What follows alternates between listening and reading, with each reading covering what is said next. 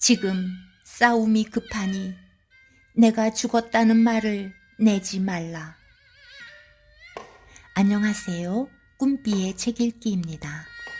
위의 문장 한 줄은 조명연합군 함대 전체와 일본 함대 전체가 맞붙은 매섭게 찬 겨울바다에서 숨을 거두며 남긴 이순신 장군의 마지막 말이지요. 음력으로 1598년 11월 19일인 올해 12월 12일은 퇴각하는 왜구와의 마지막 접전인 노량 앞바다에서 장군이 숨을 거둔 지 424년 되는 날입니다. 한국인이라면 모든 이들이 이순신 장군을 안다고 생각합니다. 광화문 광장의 장군 동상이 익숙하기도 하고 영화나 드라마로 많이 접하기도 했지요. 저 역시 학창시절 역사나 국어 과목에서 만나기도 한 이순신 장군을 잘 안다고 생각했습니다. 그러나 저는 장군이 어떤 마음으로 살았는지 어떤 정신으로 살았는지 잘 몰랐었음을 김훈 작가의 내 마음의 이순신을 읽고 나서 깨닫게 되었습니다.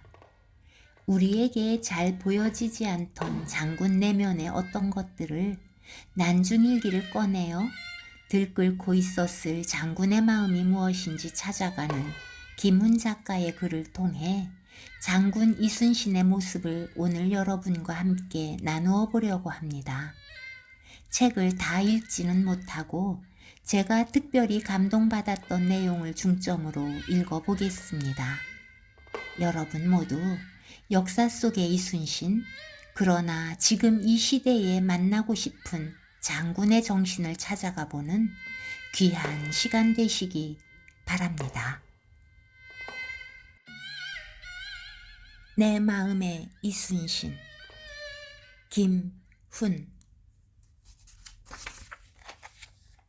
난중일기 4월 1일 맑음. 감옥문을 나왔다.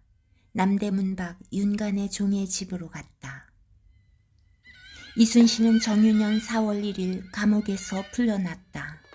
삼도수군 통제사의 명예는 짓밟혔고 죽음이 예비되어 있었고 몸에는 고문이 가해졌다.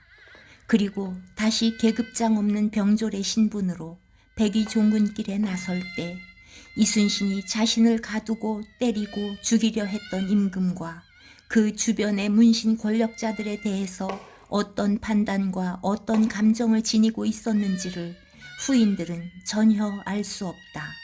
그는 부지런하고 꼼꼼한 기록자였지만 매맞고 백의종군하는 자신의 내면에 관해서는 한 글자도 쓰지 않았고 술자리에서 부하들에게 이런 반구도 말하지 않았다. 쓰지 않고 말하지 않았지만 그의 내면에는 말하여질 수 없는 어떤 것들이 들끓고 있었을 터인데 그것이 무엇인지를 그는 끝내 말하지 않았다. 감옥문을 나왔다는 이 무서운 단순성은 그의 완강한 침묵을 예고하고 있다. 나는 다만 이순신이 이 침묵의 힘으로 명량에서 이기고 다시 노량에서 이기고 이긴 자리에서 죽고 죽어서 자신을 완성하는 것이라고 상정했다. 그가 자신의 내면에 얽매여서 그것을 발설하고 묘사했더라면 그는 12척 배와 지친 부하들을 이끌고 명량으로 나아가기 어려웠을 것이다. 아직도 12척이 남아있고 제가 아직 죽지 않았습니다. 라는 그의 상소문 문장은 감옥문을 나왔다의 단순성과 연결되어 있다. 이순신의 백의종군은 완강한 침묵으로 시작되고 있고 침묵의 힘은 명량에서 노량으로 이어진다. 이순신이 자신의 내면을 토로하지는 않았지만 자신의 신상에 다가오는 정치적 박해의 조짐을 감지하고 있었던 것으로 보인다. 이순신은 체포되기 전인 1596년에 해남 현감 류형에게 이렇게 말했다. 자고로 장수된 자가 변변치 않은 공로만 있어도 성명을 보전할 수 없었던 일이 많은데 나는 도적이 물러가는 날에 죽기만 하여도 유한이 없겠다. 공로가 죽음일 수도 있다는 이 불의한 세상의 더러움을 이순신은 알고 있었고 도적을 물리치고 전쟁을 끝내는 날 그는 바다에서 전사했다. 난중일기 을미년 4월 29일 새벽 2시부터 비가 내렸다. 노윤발이 미역 99동을 따왔다. 을미년 11월 21일 저녁에 청어 13,242두룸을 이종호가 받아가서 곡식을 샀다. 병신년 1월 6일 비가 계속 내렸다. 오수가 청어 1,310두룸, 박춘향이 787두룸을 바쳤다. 하천수가 받아다가 말렸다. 황득중은 202두룸을 바쳤다. 병신년 1월 9일 흐림, 춥기가 살을 베고 찢는 듯 했다. 오수가 청어 360두룸을 잡았다. 하천수가 실어 갔다. 삼도수군 통제사 이순신은 생선의 마리수를 끝자리까지 기록하고 있다. 그가 직접 세어보지 않았다 하더라도 보고받은 사항을 그는 정확히 기록했다. 한 두rum은 생선 20마리를 두 줄로 묶은 단위이다. 을미년 11월 21일에는 청어 13,242두rum을 내갔다고 하니까 26만 4,800마리다. 이 물량을 하루에 다 잡은 것은 아니겠지만 엄청난 어획이다. 겨울에 이 물고기들을 두rum으로 엮으려면 병사들은 손시려웠을 것이다. 오수는 물고기를 잘 잡는 병사였다. 고기잡이에는 늘 오수가 나온다. 하천수는 물고기를 마을에 내다 팔아서 곡식을 사오는 병사였다. 노윤발이 가져온 미역은 100동이 아니라 99동이었다. 이순신의 숫자는 그의 정신의 한 풍경을 보여준다. 그는 바다의 사실에 정확히 입각해 있었다. 전쟁은 신통력이 아니라 사실의 힘으로 치르는 것이다. 그의 생애에서 사실과 침묵은 나란히 간다. 명량의 12척은 많은 것도 아니고 적은 것도 아니었다. 이 12척은 많으냐 적으냐를 물을 수 있는 숫자가 아니었다. 아직도 남아있는 이 12척은 그가 입각해야 할 사실이었고 그의 당면 현실이었다. 그는 그 12척 위에 자신의 전략과 전술을 세웠다. 그의 용기는 12척의 사실을 사실로 받아들이는 마음의 힘이다. 무술년 10월 7일 맑음. 아침에 송 한 년이 굴량 넉 대, 겉곡식 1대, 기름 5대, 꿀 3대를 바쳤다. 김태정은 벽살 2섬 1마를 바쳤다. 이 일기는 그가 노량바다에서 전사하기 40여일 전에 쓴 기록이다. 나는 이 대목을 읽을 때마다 가슴이 저렸다. 구국 영웅의 마지막 날들이 이처럼 겸허할 수가 있는가. 그의 많은 군사들에게 굴량 넉 대, 겉곡식 1대가 대체 무슨 보탬이 되었겠는가. 김태정은 벽살 2섬 1마를 가져왔다고 하는데 이순신은 끝자리 숫자까지 기어이 적어 놓았다. 그에게는 1대 1말이 소중했을 것이다. 1말은 많거나 적은 것이 아니었다. 그의 가난, 그의 정직성, 그의 사실성에 나는 눈물겨웠는데 그는 감정을 드러내지 않는다. 굴량 넉 대를 가져온 송한년은 이순신의 군관으로 개전 초기부터 종전까지 이순신을 가까이 모셨다. 그는 전투원이며 또 식량 조달을 위해 어부일까지도 했다. 그가 가져온 굴량 넉 대는 늘 내 마음을 옥죄인다. 남해 일악사에 가면 나는 늘 이순신의 무서운 침묵과 송한년의 넉 대를 생각한다. 나는 난중일기를 읽으면서 이순신의 마음이 여러 가지 극단들을 동시에 품고 있음을 알았다.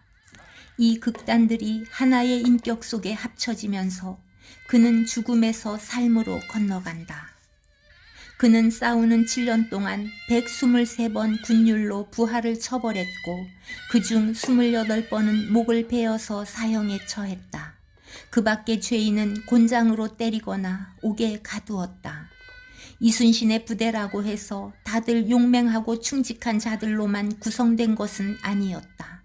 모든 조직이 대개 그러하듯이 이순신의 부대에도 별의별 인간들이 다 있었다. 이순신은 죄인들의 범죄 사실을 자세히 기록하지는 않았지만 죄인의 이름을 밝혔고 곤장 때린 대수를 숫자로 기록했다. 이순신의 치죄는 엄격하고 신속했다. 죄에는 지체 없고 가차 없이 벌이 따랐다.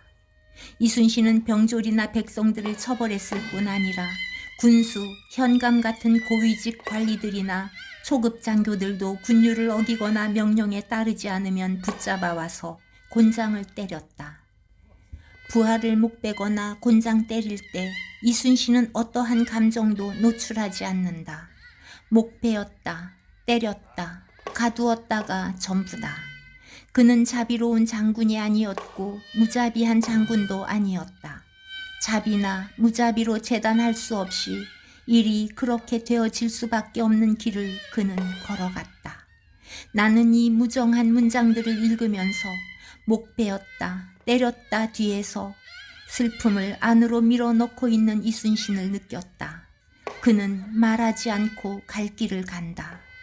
이순신의 어려움은 적은 군사로 큰 적을 맞아야 하는 전투뿐 아니라 식량 부족, 병졸들의 탈영, 겨울바다의 추위, 전염병이었다. 이 어려움들은 서로 연관되어 있었다. 가보년의 일기에는 1월 19일 영남 여러 배들의 활군 격군들이 거의 다 굶어 죽게 되었다고 한다. 참혹하여 들을 수가 없다. 1월 20일 살을 애듯 춥다. 여러 배에 옷없는 병졸들이 목을 움츠리고 앉아 추위에 떠는 소리는 차마 듣기 어렵다. 군량마저 도착되지 않아 더욱 답답하다. 라고 적혀있다. 이날의 일기는 그의 엄중한 침묵 밑에 깔린 슬픔과 고통을 건조한 문체로 기록하고 있다. 9월 11일 남평의 생리와 순천 격군으로 3번이나 군량을 훔친 자들을 처형했다. 처럼 군량 절도 범죄를 다스린 기록들이 자주 나온다. 생리와 격군이 3번이나 군량을 훔쳤다면 배가 고파서 끓여 먹으려고 소량을 훔친 것이지 빼돌려서 팔아먹으려고 다량을 훔친 것은 아니라고 나는 생각한다. 팔아먹으려고 훔쳤다면 작물 매수 조직이 잡혀왔어야 한다. 병졸들은 굶어 죽지 않으려고 군량을 훔쳤고 훔치다 걸리면 사형당했다. 병졸들은 죽지 않으려고 탈영했고 탈영하다 잡히면 베어졌다. 이순신은 살려고 도망치는 부하들을 붙잡아서 목베었다. 격군이 없으면 배를 움직이지 못하는데 도망치는 격군을 목베지 않아도 배를 움직일 수 없다. 난중일기의 메마른 문장 속에서는 춥고 배고파서 도망치는 부하들을 목베는 이순신의 마음의 풍경은 보이지 않는다. 이순신의 바다는 인간세의 고해다. 그는 그 고해를 끝까지 건너갔다. 이순신은 한바탕의 전투가 끝나면 그 결과를 소상히 적어서 임금에게 보냈다. 이순신의 장계는 그 첫머리부터가 문신들의 장계와는 판이하다. 이순신은 고사나 고전의 글을 끌어들이면서 임금의 덕성을 찬양하는 상투형을 버리고 삼가 무찌르고 붙잡은 일을 보고합니다. 라는 첫 문장으로 대뜸 시작한다.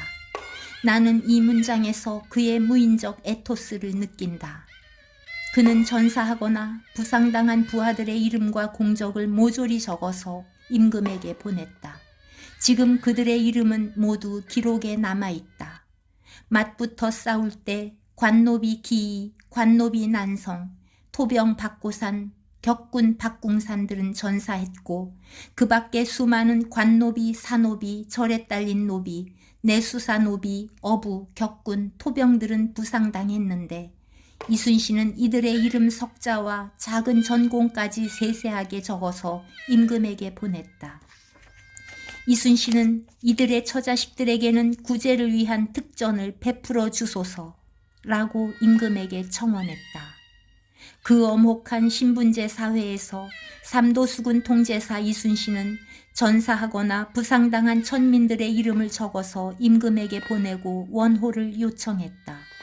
군율을 어긴 자들을 가차없이 목베고 전사한 노비들의 이름을 적어서 임금에게 올리고 공로를 챙기는 그 양극단을 그는 하나의 마음에 품고 있었다. 노량은 그의 마지막 바다이다. 명량에서 노량으로 나아가는 정유년 겨울에 그의 일기는 때때로 비와 눈이 내렸다. 서북풍이 불었다. 눈이 내렸다. 흐렸다 맑았다 뒤범벅이었다. 처럼 간단한 한 줄이다. 이 한 줄의 문장으로 전쟁의 하루를 마감하면서 그는 대체 무슨 생각을 하고 있었던 것인가. 그는 눈보라치는 바다를 바라보고 있다.